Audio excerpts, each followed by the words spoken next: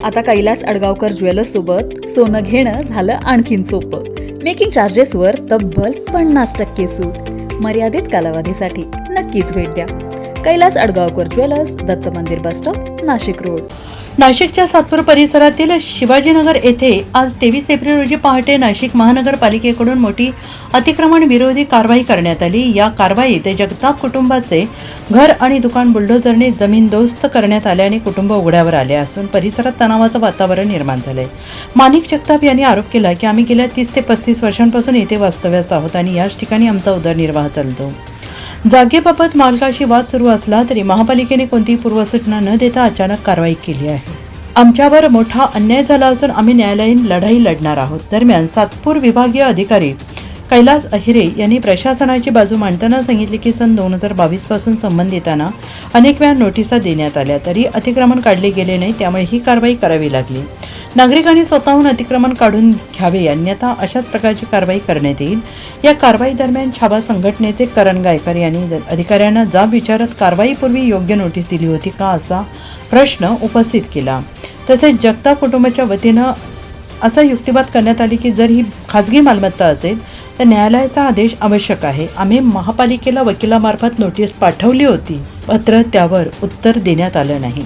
आमच्या घरावर अतिक्रमणची कारवाई झाली आहे. आम्ही इथे राहतोय 30-40 वर्षापासून. आम्ही या जागा मालकाला वारंवार पैसे देऊन त्यांनी आम्हाला जागा नावावर करून देतो असे सांगितलं होतं, आश्वासनं दिले होते.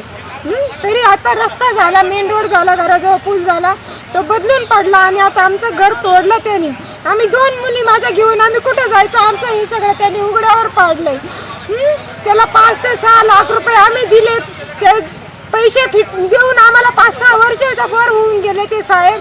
तरी त्याला आम्ही वारंवार सांगतोय आमच्या नावावर करून दे, तरी तो देत नाहीये.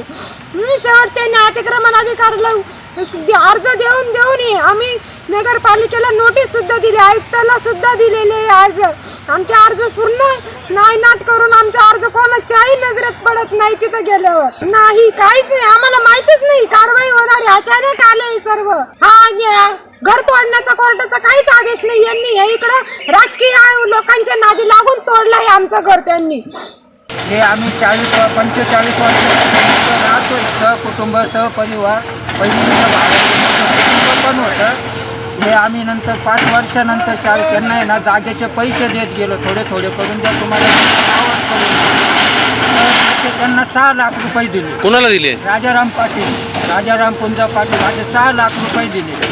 थोडे करून तुम्हाला करून देऊ. आमचा आणि चांगले संबंध होते पूर्वी, म्हणजे सगळी इथली जनता सुद्धा सांगत दररोजचं जाणं येणार. ही राजकीय कारवाई झाली कोणाच्या तरी राजकारण.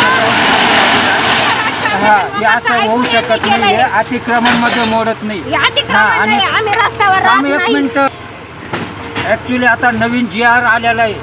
13 वर्ष जो माणूस राहतो ना त्याला आहे ना काढता येत नाही. आम्ही तर 45 वर्ष, ठीक आहे, आमच्याकडे काही पुरावा नाही ठेवला. शेवटी गरीब माणसाला कुठे असंच करता येईल पाटील लोक. कारवाईच्या वेळी हृदयद्रावक प्रसंग पाहायला मिळाला. जगताप कुटुंबातील एक लहान मुलगी एका महापालिका कर्मचाऱ्यांच्या पाया पडून विनवणी करत होती, मात्र कारवाई सुरूच ठेवण्यात आली. कडक उन्हात तापमान सुमारे 37 ते 38 अंश. कुटुंबाचा संपूर्ण संसार रस्त्यावर आल्याने नागरिकांनी हळहळ व्यक्त केली. तसेच या जागेवर डॉक्टर बाबासाहेब आंबेडकर यांचा पुतळा असल्याने महापालिकेकडून कारवाईपूर्वी विधिवत पूजा करून तो पुतळा हलवण्यात आला, अशी माहिती समोर आली. 4 वर्षापासून जागेदाराचा तक्रार अर्ज होता. त्या तक्रार अर्जानुसार नोटिसा काढण्यात आलेल्या काउन्सिलरच्या नियमानुसार आणि नोटीसचा प्रथम आणखी नोटिसा देऊन सुद्धा त्यांनी त्या अतिक्रमण काढलेलं नाही. माननीय उपायुक्त मॅडम यांच्या आदेशान्वये आज ही कारवाई पूर्ण केलेली आहे. पुढे वगैरे काही नाही. इथे डॉक्टर बाबासाहेबांचा पुतळा होता, त्याची विधिवत पूजा करण्यात आलेली आहे.